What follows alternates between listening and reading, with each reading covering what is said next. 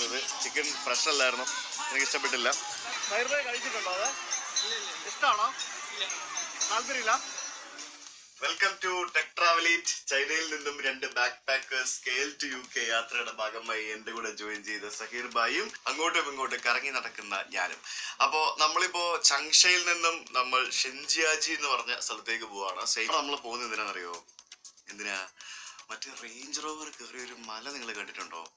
Heaven, gate to the heaven എന്നൊക്കെ പറഞ്ഞുകൊണ്ടൊരു കിട്ടിയ സ്ഥലം. ആ മല കയറാൻ വേണ്ടിയാണ് പോകുന്നത്. ഓക്കെ, അപ്പോ ശരി, 34ാമത്തെ നിലയിൽ നിന്ന് നമ്മൾ താഴേക്ക് ഇറങ്ങി വന്നു. റൂമിൽ നിന്നും ചെക്കൗട്ട് ചെയ്തു. നമ്മളിപ്പോൾ ഇവിടെ നിന്ന് ട്രെയിൻ എടുത്ത് ഒരു 2.5 മണിക്കൂർ യാത്രയുണ്ട്. നമ്മൾ ഷെൻജിയാജി എന്ന് പറഞ്ഞ സ്ഥലത്തേക്ക്, KL to UK പുതിയ യാത്രയിലേക്ക്, പുതിയ വീഡിയോയിലേക്ക് നിങ്ങൾക്ക് ഏവർക്കും സ്വാഗതം. രാവിലെ ഫുഡും കൊണ്ട് റൂമിലേക്ക് പോകുന്ന റോബോട്ടാ.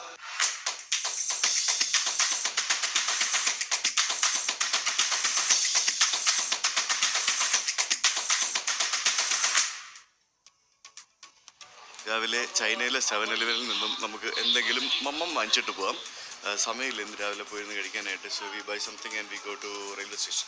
ഇന്നലെ ഫുഡെല്ലാം കൂടെ വാരി വലിച്ച് കഴിച്ചിട്ട് വയറിന് നല്ല സുഖമില്ല. എരിവ്, ഭയങ്കര എരിവ് കഴിച്ചിട്ടേ നല്ല സുഖമായിരുന്നു രാവിലെ. ഞങ്ങളിപ്പോൾ ഇവിടുത്തെ റെയിൽവേ സ്റ്റേഷനിലെത്തി, ചങ്ഷ. ഇന്ന് നമ്മൾ ഇവിടെ നിന്നാണ് കയറി പോകുന്നത്. എത്ര ട്രെയിൻ നമ്പർ? എത്രയാ? 977. ജിയോ G9. ഇത് റെയിൽവേ സ്റ്റേഷൻ മാറിപ്പോയെന്ന് എനിക്കൊരു സംശയമുണ്ട് കേട്ടോ.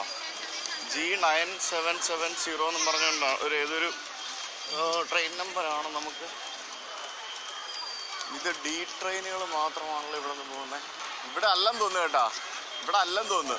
ആ ടിക്ക് കാണുന്നില്ലല്ലോ.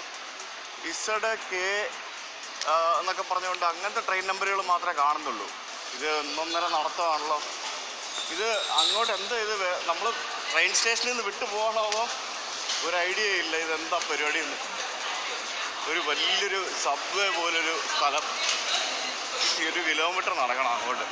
ഇതിപ്പോൾ നമ്മൾ ഇന്ത്യയിലെ ഒരു റെയിൽവേ സ്റ്റേഷൻ പോലെ തന്നെ അല്ലേ? ഏകദേശമൊക്കെ അതേപോലെയൊക്കെ ഉണ്ട്. ഞങ്ങൾ നടന്ന് അറപ്പ് പിടിച്ച് രാവിലെ ഈ ബാഗും പിടിച്ചുകൊണ്ട് ഇത്രയും ദൂരം നടക്കാനുള്ള ആരോഗ്യമില്ല. അങ്ങനെ അവിടെ നിന്ന് നടന്ന് ഞങ്ങൾ അതിൻ്റെ ബാക്കിലുള്ള വേറെ ഒരു റെയിൽവേ സ്റ്റേഷനിലെത്തി.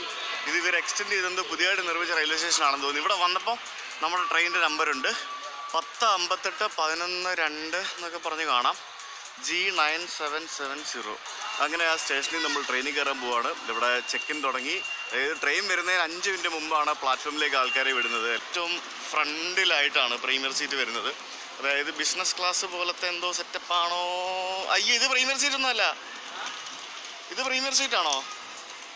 ഇതാണോ പ്രീമിയർ സീറ്റ്?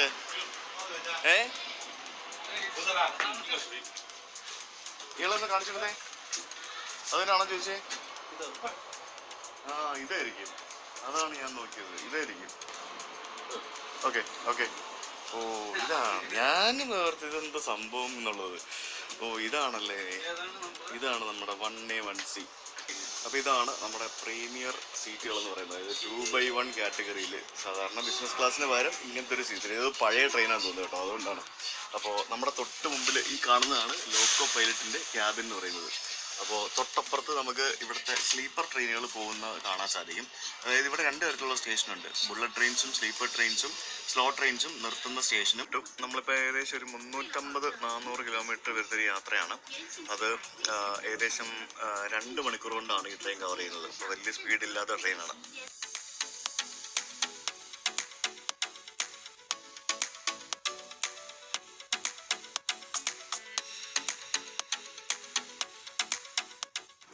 നമ്മളിപ്പോൾ ഷെൻജിയാജി എത്തിക്കൊണ്ടിരിക്കുകയാണ്. അങ്ങ് ദൂരെ പാലമൊക്കെ പണിതിരിക്കുന്നുണ്ട്. റോഡ് പാലമാണ്. ആ പാലത്തിൻ്റെ ഹൈറ്റ് നോക്കി. ബിൽഡിങ്ങിനെക്കാട്ടി ഹൈറ്റിലാണ് പാലം പണിത് വെച്ചിരിക്കുന്നത്. ഇത് കാണുമ്പോഴാണ് Where is my bag? Come on.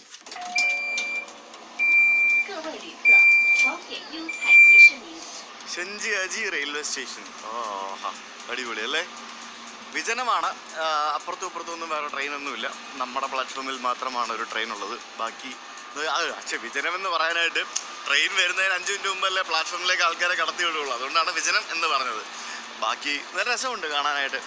അടിപൊളി. ഒരു 5 വർഷം മുമ്പ് ഇവിടെ വന്ന് ഇറങ്ങിയിട്ടുണ്ട് അല്ലേ? അന്ന് നമ്മൾ മറ്റേ ടിയനാൻമെൻ മൗണ്ടനും അതേപോലെ തന്നെ അവതാർ മൗണ്ടൻസ്, അതല്ലേ ടിയനാൻമെൻ? അല്ല, ഇനി പോകുന്നത് അവതാർ മൗണ്ടൻസ് കാണാൻ പോയിരുന്നു, ഷെൻജിയാജി ഗ്ലാസ് ബ്രിഡ്ജ് കാണാൻ പോയിരുന്നു. ആ വീഡിയോ യൂട്യൂബിൽ കിടപ്പുണ്ട്. 5 കൊല്ലം മുമ്പത്തെ ഞാൻ. അന്നത്തെ ഞാൻ ഇങ്ങനെ മുഖമൊക്കെ തടിച്ച് വീർത്ത് ഇരിക്കുകയായിരുന്നു. ഇപ്പം ഇച്ചിരി തടിയൊക്കെ കുറഞ്ഞിട്ടുണ്ട് 5 കൊല്ലത്തിന് ശേഷം.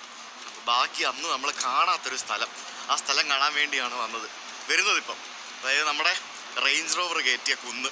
ആ ട്രെയിനിൻ്റെ ഫ്രണ്ടിലാണ് നമ്മൾ ഉണ്ടായിരുന്നത്. ഫ്രണ്ടിൽ നിന്ന് ഇറങ്ങി നടന്ന് ബാക്കിലെത്തി. ഇനിയിപ്പോൾ ഇവിടെ വന്നപ്പോഴത്തേക്കിന് എസ്കലേറ്റർ അപ്പുറത്തുകൂടിയാണ്. എനിക്ക് നടന്ന് മടുത്തേ. ഇന്ന് രാവിലെ തൊട്ട് നടപ്പാണല്ലോ. ഇതുവരെ 4000 സ്റ്റെപ്പ് നടന്നു തന്നേരും. ഒരു ട്രെയിൻ കയറാൻ വേണ്ടി വന്നതാ. ഇതുവരെ 4000 സ്റ്റെപ്പ് നടന്ന്. അയ്യോ, ഇതിൻ്റെ 1/2 കിലോമീറ്റർ നടക്കണം ഇതിൻ്റെ എക്സിറ്റിലേക്ക് പോകാനായിട്ട്. നല്ല കോഴി. അയ്യോ, പ്രശ്നമൊന്നുമില്ല. ജാക്കറ്റും സംഭവങ്ങളൊക്കെ ഉള്ളതുകൊണ്ടേ ബാഗിന് നല്ല വെയിറ്റ് ഉണ്ട്. അപ്പോൾ അതാണ് ആകെയുള്ളൊരു ബുദ്ധിമുട്ട്. ഈ ബാഗ് പിടിച്ചുകൊണ്ട് അധികം നേരം നടന്നു കഴിഞ്ഞാൽ നമുക്ക് ടയർഡാകും, വെയിറ്റ് കൂടിയ കാരണം. ഇനി വെയിറ്റ് കുറയ്ക്കാൻ വേണ്ടി എന്തെങ്കിലും ചെയ്യണം. ചൈനയിലെ ഏറ്റവും മനോഹരമായിട്ടുള്ള സ്ഥലങ്ങളിലൊന്നാണ് ഷാൻജിയാജി എന്ന് പറയുന്നത്. ഇവിടെ മൗണ്ടൻസ് ആണ് ഇവിടുത്തെ മെയിൻ സംഭവം. ഷാൻജിയാജി ഇവിടെ ഒരു നാഷണൽ പാർക്കുണ്ട്. ആ നാഷണൽ പാർക്ക് റിലേറ്റഡ് ആയിട്ടാണ് ഇവിടുത്തെ മെയിൻ ആക്ടിവിറ്റീസും ബാക്കിയുള്ള കാര്യങ്ങളൊക്കെ. ഇവിടെ വന്നു കഴിഞ്ഞാൽ മിനിമം 4 ദിവസം നമ്മളിവിടെ നിന്നാൽ മാത്രമേ ഇവിടുത്തെ എല്ലാ കാഴ്ചകളും, അതായത് ഇവിടുത്തെ മെയിനായിട്ടുള്ള എല്ലാ കാഴ്ചകളും കാണാൻ പറ്റുള്ളൂ. മിനിമം 4 ദിവസം ഇവിടെ നിൽക്കണമെന്നാണ് പറയുന്നത്. ചെറുപ്പം നമുക്ക് ഇവിടെ പോകണ്ടേ? ഈ കാണുന്ന സ്ഥലത്ത് ഇതിൻ്റെ ഒരു ഫോട്ടോ എടുക്കുക, എന്നിട്ട് നമുക്ക് തപ്പ ഇത് എവിടെയാണെന്നുള്ളത്. ഇവിടെ പറക്കുന്ന വവ്വാലുകൾ പോലെ മനുഷ്യരൊക്കെ പറക്കുന്ന എന്തോ പരിപാടിയൊക്കെ ഉണ്ട്. നോക്കി, ഈ സ്ഥലത്ത് പോകാൻ വേണ്ടിയാണ് നമ്മൾ വന്നിരിക്കുന്നത്. അതായത് ഈ സ്ഥലത്ത് പോകണമെങ്കിൽ ഏതാണ്ട് 10,000-2000 സ്റ്റെപ്പ് കയറി അതിൻ്റെ മുകളിലെത്തുന്ന ഒരു സ്ഥലം, ദ ഗേറ്റ് ടു ഹെവൻ എന്നൊക്കെ പറയുന്നത്. ഈ 13,000 സ്റ്റെപ്പാണ് റേഞ്ച് റോവർ കാറ് അവർ ഓടിച്ച് കയറ്റിയത്. അത് ഇവിടുത്തെ ഒരു സ്ഥലം. ഇത് വേറെ സ്ഥലം. ഇതൊക്കെ കിട്ടില്ല സ്ഥലങ്ങളാണ്. എനിക്ക് എൻ്റെ അമ്മോ, എന്ത് ഭംഗിയാണ് ഈ സ്ഥലമൊക്കെ. ചൈനയിൽ വന്നിട്ട് ആദ്യമായിട്ടാ വലിയ തിരക്കൊന്നും ഇല്ലാത്തൊരു സ്ഥലം കാണുന്നത്. പക്ഷേ ആ തിരക്കൊക്കെ നമുക്ക് പുറത്ത് കാണാൻ പറ്റും എവിടെയെങ്കിലുമൊക്കെ പോകുമ്പോൾ. ഇതെന്താണെന്ന് എനിക്ക് അറിയില്ല. ഇവിടെ ഇതിപ്പോൾ എനിക്ക് തെറ്റിപ്പോയതാണോ അതോ ഇവർക്ക് തെറ്റിപ്പോയതാണോ? ഒരു ഐഡിയ കിട്ടുന്നില്ലല്ലോ. ഇവിടെ ഇതൊരു അന്തോ ഇല്ലല്ലോ. ഇനി എവിടെ ഇനിയും നടക്കണം 1 കിലോമീറ്റർ. എവിടെ, മേളിലോട്ടാണോ താഴോട്ടാണോ? അരി ഷുവർ? ഇവിടെ ബസ് പ്ലാറ്റ്ഫോം മുകളിലാണ്. Entrance, tickets, public toilet, parking south. അയ്യോ, ഇതെന്താ ഇവിടെ തിരക്കില്ലാത്ത? ഇവിടെ തിരക്കില്ലാത്ത എന്താ മുതലാളി? എന്നാലും തിരക്കില്ലാത്ത എന്താ? നമ്മൾ ഇത്രയും ദിവസമായിട്ട് തിരക്കില്ലാത്ത സ്ഥലമൊന്നും കണ്ടില്ലല്ലോ. ഇതാണിപ്പോൾ നമ്മൾ വന്നിറങ്ങിയ റെയിൽവേ സ്റ്റേഷൻ. റെയിൽവേ സ്റ്റേഷനിൽ നിന്ന് ഇറങ്ങി നമ്മൾ ഈ കാണുന്ന എസ്കലേറ്റർ കയറി താഴേക്ക് പോയി കഴിഞ്ഞാൽ നമുക്ക് ഈ എസ്കലേറ്ററുടെ താഴേക്കുള്ളത് അപ്പുറത്ത് ടാക്സി കിട്ടും. ഓൺലൈൻ കാർ സ്ഥലങ്ങളിൽ നമ്മുടെ ഇംഗ്ലീഷൊക്കെ എഴുതി വെച്ചിട്ടുണ്ട്. ഇവിടെ റെയിൽവേ സ്റ്റേഷൻ്റെ പുറത്ത് തന്നെ ട്രാവൽ ഏജൻറ്റുകളൊക്കെ ധാരാളമുണ്ട്. നമുക്ക് ഈ ടൂറും പരിപാടികളൊക്കെ കൊണ്ടുപോകാനായിട്ട് നമ്മളെ കുറേ ആൾക്കാർ നമ്മളെ അപ്രോച്ച് ചെയ്യും. ട്രാവൽ ഏജൻറ്റ്സ് സംഭവങ്ങൾ. ഇത് ഇവിടെ ടൂറൊക്കെ ബുക്ക് ചെയ്യാം. അങ്ങനെയുള്ള ആർക്കറിയാവുന്നു. അപ്പോൾ നമ്മൾ ഇവിടെ നിന്ന് ഇറങ്ങിയതോ, ഇതേ കേബിൾ കാറൊക്കെ പോകുന്നു ഇവിടെ നിന്ന്. ഇതെന്താ ആണോ? ഞങ്ങൾ ഇവിടെ വന്ന് ഇറങ്ങി ഹോട്ടൽ തപ്പിക്കൊണ്ടിരിക്കുകയാണ്. എനിക്ക് തോന്നുന്നു വണ്ടി പോകാത്ത ഏതോ ഒരു റോഡിലാണെന്ന് തോന്നുന്നു ഹോട്ടലുള്ളതെന്നാണ് മനസ്സിലാക്കാൻ സാധിച്ചത്. ആകെ ഹോട്ടലിൻ്റെ ചിത്രം മാത്രമേ ഉള്ളൂ. ഏതോ ഒരു ഹോട്ടൽ, എവിടെയാണെന്നൊരു ഐഡിയ കിട്ടുന്നില്ല. ഇവിടെ ഫുൾ മറ്റേ പന്നിയുടെ മണമാണല്ലോ. ഇവിടുത്തെ ഫുഡ് ആകെ വ്യത്യസ്ത ഫുഡാണെന്ന് തോന്നുന്നു കേട്ടോ. കുറേ ഫ്രൂട്ട്സും കിഴങ്ങും. ചെറുക്കം വിളിക്കാനാട്ടോ. ഇതെന്താ, മാങ്ങയാണോ? ഇതെന്താ സാധനം? ഇത് മാങ്ങയല്ലോ. ഇതെന്തോ ഇത് സൈർഭായി? ഇത് മാങ്ങയല്ല, കുക്കുംബറും അല്ല, അങ്ങനത്തെ എന്തോ ഒരു സാധനം. രണ്ടിൻ്റെ ഇടയ്ക്കുള്ള എന്തോ ഒരു സാധനം. ദൈവമേ, അതിലൊരു വെറൈറ്റി ഐറ്റംസേ. ഹോട്ടലാണെന്ന് കരുതി ബാർബർ ഷോപ്പിൽ കയറിയ വൃദ്ധൻ എന്തുണ്ട് കട്ടിങ് ഷേവിങ്ങും രണ്ടും ഓരോ പ്ലേറ്റ് പോരട്ടെ. ഹോട്ടൽ എവിടെ മനുഷ്യ? ഈ ഹോട്ടൽ എവിടെയാണെന്ന് പറഞ്ഞു തരാമോ?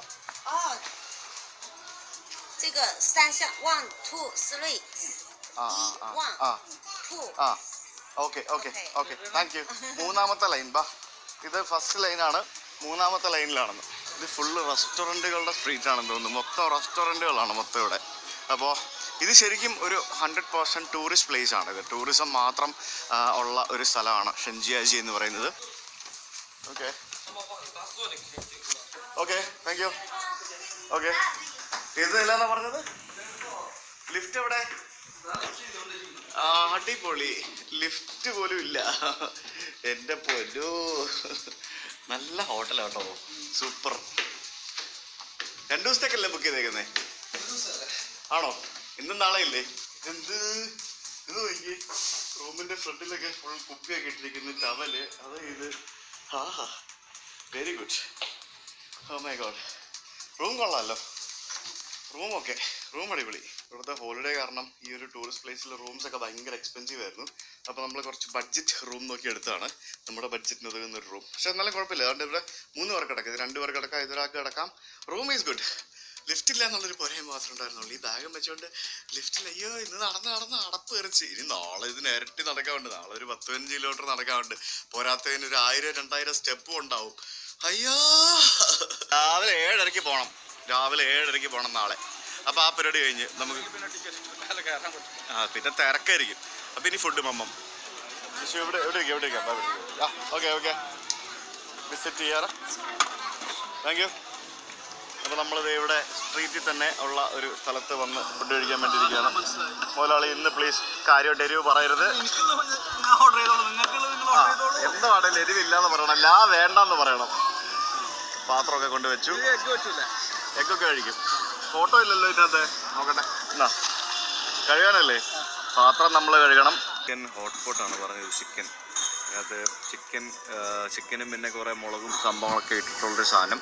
ഇത് വന്നിട്ട് ഇത് കത്തിച്ച് വെച്ചിട്ടുണ്ട്. അതിൻ്റെ മേളിൽ അതിങ്ങനെ എടുത്ത് വെച്ച് തരും. എന്നിട്ട് എൻ്റെ മുട്ട വന്നിട്ടുണ്ട്. മുട്ട ഇത് ടൊമാറ്റോയും അതേപോലെ തന്നെ മുട്ടയും കൂടി ഇട്ട ഒരു സാധനമാണ്. ഇതാണ് ഞാൻ ഇന്ന് കഴിക്കാൻ പോകുന്നത്. എനിക്ക് എരിവ് കഴിക്കാൻ വയ്യ. ഞാൻ ചിക്കൻ കാര്യമായിട്ട് കഴിക്കുന്നില്ല. ഇത് എന്തോന്ന് ചോറ്, ഇത് ഒരു ഇയാൾ പകുതി ബാക്കി വെച്ച്. ഞാൻ ചിക്കൻ തൊട്ടില്ല. ചിക്കൻ ഫ്രഷ് അല്ലായിരുന്നു, എനിക്ക് ഇഷ്ടപ്പെട്ടില്ല. എന്തായാലും പോട്ടെ, സാരമില്ല. ഇന്നലെ നമ്മൾ അടിച്ചു പിടിച്ച് കാണിച്ചില്ലേ? ഇന്നലെ വെട്ടി വീഴുമായിരുന്നു. എന്തൊക്കെയായിരുന്നു ഇന്നലെ. അയ്യോ, മറ്റേ ലോബ്സ്റ്റർ അത് ഇത്. അപ്പൊ അത് ഇന്ന് കോംപ്രമൈസ് ചെയ്തു. ഈ കാണുന്ന കേബിൾ കാർ സ്റ്റേഷൻ കണ്ടില്ലേ? ഇതായിരുന്നു ലോകത്തിലെ ഏറ്റവും നീളം കൂടിയ കേബിൾ കാർ. പക്ഷേ ഇതിപ്പോൾ 2ാമത്തെയാണ്. ഫസ്റ്റ് ഏതാണെന്ന് നിങ്ങൾ ഓൾറെഡി കണ്ടു കാണും. നമ്മൾ ബാണ ഹിൽസ് പോയില്ലേ വിയറ്റ്നാമിൽ, അതാണ് ലോകത്തിലെ ഏറ്റവും നീളം കൂടിയ കേബിൾ കാർ. ഇപ്പോൾ ഇത് ആക്ച്വലി 7.5 കിലോമീറ്റർ മാത്രമേ ഉള്ളൂ. ഇതിപ്പം ബാണ ഹിൽസ് ഇതിലും ദൂരം കൂടുതലാണ്. അപ്പോൾ ആ ഒരു ടിയാൻമെൻ മൗണ്ടൻ്റെ മുകളിലേക്കുള്ള കേബിൾ കാർ സ്റ്റേഷനാണ് ഈ കാണുന്നത്. നമുക്ക് പക്ഷേ ഇതിൽ പോകാനായിട്ട് ടിക്കറ്റ് കിട്ടിയില്ല. നാളത്തേക്ക് ഫുള്ളാണെന്ന് പറഞ്ഞു. അപ്പോൾ നമ്മൾ ബസ്സിലാണ് നാളെ പോകാൻ ടിക്കറ്റ് എടുത്തത്. ഇത് തണുപ്പുണ്ട്. വൈകിട്ടാകുമ്പോഴത്തേക്കിനും ജാക്കറ്റ് വേണ്ടി വരും ഇറങ്ങാനായിട്ട്. എന്തോരം വലിയ അപ്പാർട്ട്മെൻറ്റുകളൊക്കെയാണെന്ന് നോക്കി. ഫുള്ള് എല്ലാം ടൂറിസ്റ്റുകളെ കേന്ദ്രീകരിച്ചുള്ള സ്ഥലമാണിത്. ഇത് കണ്ടോ, ചായപാത്രത്തിൽ നിന്ന് വെള്ളം വീഴുന്നത് പോലത്തെ ഒരു സംഭവം. ഇതെങ്ങനെ പരിപാടി എന്നറിയാം. ഇത് ഫിക്സ് ചെയ്തിരിക്കുന്നത് ഇവിടെ എന്തെങ്കിലും ഇവിടെ ഇതിങ്ങനെ ഒരു സാധനമുണ്ട് കണ്ടോ, അതിന്റെ മേളിലാണ് നിൽക്കുന്നത്. അടിപൊളിയേ. ഓ മോനെ, ആ കെട്ടം കണ്ടോ? അത് കാണാൻ വേണ്ടിയാണ് നമ്മളിപ്പോ പോകുന്നത്. ഓ, അതൊരു രക്ഷയില്ലോട്ടോ. എന്ത് ഭംഗിയത്. പകല് കണ്ടു കഴിഞ്ഞാൽ ഒരു ഭംഗിയുമില്ലാത്ത ഒരു കെട്ടിടമാണ് ഇത്. പക്ഷെ അത് രാത്രി കണ്ടു കഴിയുമ്പോഴത്തേക്കിനും അത് വേറെ ലെവലിലേക്ക് മാറുന്ന ഒരു കെട്ടിടം. എന്തൊക്കെയാണ് അതിന്റെ സംഭവങ്ങളൊക്കെ ഞാൻ അതിന്റെ അടുത്ത് പോയിട്ട് പറയാം. അങ്ങനെ നമ്മൾ ആ ടാക്സിയിൽ നിന്ന് ഇറങ്ങി നടന്ന് നമ്മൾ ആ ഒരു മനോഹരമായിട്ടുള്ള ആ കെട്ടിടം മാത്രമല്ല, കെട്ടിടങ്ങൾക്ക് അടുത്തേക്ക് എത്തിയിരിക്കുകയാണ്. ഓപ്പൺ ചെയ്ത് കൊടുത്തത്. അതോടുകൂടി ഇവിടെ ടൂറിസ്റ്റുകളുടെ ഒഴുക്കായി. അത് മാത്രമല്ല, ഷാൻജിയാജിയുടെ വലിയൊരു ഐക്കണം കൂടിയായി മാറി ഈ കാണുന്ന ബിൽഡിംഗ്. പക്ഷെ അവിടേക്ക് നമുക്ക് കയറാൻ പറ്റില്ല. നമുക്ക് ഈ കാണുന്ന ബിൽഡിംഗ് ഇതിന്റെ സൈഡിലാട്ടോ, ഇതിന്റെ ഫ്രണ്ടിൽ എത്തിയിട്ടില്ല. ഇതിന്റെ സൈഡ് തന്നെ നോക്കി. കെട്ടിടങ്ങളെ അനുസ്മരിപ്പിക്കുന്ന തരത്തിലുള്ള തുജിയ സ്റ്റൈലിലുള്ള കെട്ടിടങ്ങളാണ് ഇവിടെ നിർമ്മിച്ചിരിക്കുന്നത് എന്നാണ് എനിക്ക് മനസ്സിലാക്കാൻ സാധിച്ചത്. ഈ ഒരു കാണുന്ന കെട്ടിടത്തിന് ഒരു വേൾഡ് റെക്കോർഡും കൂടിയുണ്ട്. അതെന്താന്ന് പറഞ്ഞു കഴിഞ്ഞാൽ, ലോകത്തിലെ ഏറ്റവും ഉയരത്തിലുള്ള തുജിയ സ്റ്റൈലിലെ ഒരു കെട്ടിടമാണ് ഈ കാണുന്നത്. അതിന്റെ നീളം ഉയരം എന്ന് പറയുന്നത് 109.9 മീറ്റർ ആണ്. അതായത് ക്ലോസ് ടു 110 മീറ്റർ. ആ 110 മീറ്റർ കാണുന്ന ഈ കെട്ടിടം ഈ സ്ഥലങ്ങളൊന്നും പകല് കാണാൻ ഒരു ഭംഗിയില്ല. കാരണം ഇന്ന് നമ്മൾ റെയിൽവേ സ്റ്റേഷനിൽ ഇതിന്റെ മുമ്പിൽ കൂടെയാണ് ഞങ്ങൾ പോയത്. എന്റെ ശ്രദ്ധയിൽ പോലും ഇത് പെട്ടില്ല. പക്ഷെ ഇത് രാത്രി കാണുമ്പോഴാണ് ഇതിന്റെ ആ ഒരു ശരിക്കും പറഞ്ഞ ഒരു മാർവലസ് ബ്യൂട്ടി നമുക്ക് ആസ്വദിക്കാൻ സാധിക്കുന്നത്. നമ്മൾ അതിന്റെ മുമ്പിൽ എത്തിയിരിക്കുകയാണ്. അപ്പൊ ഇവിടെ നമുക്ക് ആ ഒരു തുജിയ ആർക്കിടെക്ചറിലുള്ള കെട്ടിടങ്ങൾ കാണാൻ സാധിക്കുന്നു. അപ്പൊ ഇതിനകത്ത് കയറാനായിട്ട് നമ്മൾ ടിക്കറ്റ് ഒക്കെ എടുക്കണം. ടിക്കറ്റ് എടുത്താനായിട്ട് അത്യാവശ്യം നല്ല തിരക്കുണ്ട്. പിന്നെ ഇവിടെ കുറെ ആളുകൾ, ഗൈഡുമാരൊക്കെ നിൽപ്പുണ്ട്. അപ്രോക്സിമേറ്റ് 1000 രൂപ വരുന്നുണ്ട് ഇതിനകത്ത് കയറാനായിട്ട്. കയറി വരുമ്പോ തന്നെ നമുക്ക് ആ ഒരു മനോഹരമായിട്ടുള്ള ഒരു ഐക്കോണിക് ബിൽഡിംഗ് ഇങ്ങനെ നിൽക്കുന്ന കാണാം. ഇവിടെ വന്നപ്പോൾ എനിക്ക് മറ്റൊരു കാര്യം മനസ്സിലായി. അതായത് ഈ കെട്ടിടങ്ങളുടെ യഥാർത്ഥ ഭംഗി ആസ്വദിക്കണം എന്നുണ്ടെങ്കിൽ, കണ്ട് മനസ്സിലാക്കണം എന്നുണ്ടെങ്കിൽ പകൽ സമയത്ത് വരണം. രാത്രി വന്നു കഴിഞ്ഞാൽ നമുക്ക് ആ ലൈറ്റ് മാത്രമേ കാണാനുള്ളൂ, വേറെ ഒന്നും കാണാൻ പറ്റത്തില്ല. ലൈറ്റ് മാത്രമാണ് കാണാൻ പറ്റുന്നത്. അതിന്റെയൊക്കെ മേളിൽ ആൾക്കാർ കയറി നിൽപ്പുണ്ട് കേട്ടോ. പിന്നെ ഇവരുടെ പരമ്പരാഗത ചൈനീസ് വസ്ത്രങ്ങളൊക്കെ ഇട്ടിട്ട് ഫോട്ടോ എടുക്കാനും ടിക്ടോക്ക് റീൽ എടുക്കാനൊക്കെ ഉള്ള അവസരങ്ങളുണ്ട്. ഇവിടെ ആൾക്കാർ വരുന്നതേ ഫുഡ് കഴിക്കാനും ഷോപ്പിംഗ് ചെയ്യാനും ഫോട്ടോ എടുക്കാനും വേണ്ടിയാ. ഇവിടെ ഇടക്കിടക്ക് ഇങ്ങനെ ഡ്രാമ കാണും. ബഹളം കേൾക്കുന്നേ.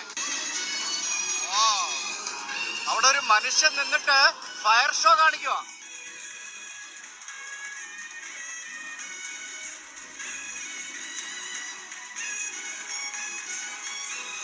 ഇതുപോലെയുള്ള ഓരോരോ പരിപാടികൾ ഇവിടെ ഇങ്ങനെ പല സ്ഥലത്തായിട്ട് ഇങ്ങനെ നടക്കും. ഇതിന്റെ അടുത്ത് വന്നപ്പോഴാണ് ഇതിന്റെ വലിപ്പം മനസ്സിലാവുന്നത്. എന്തുവാ ഇത്? ഇനിയിപ്പോ അവിടെ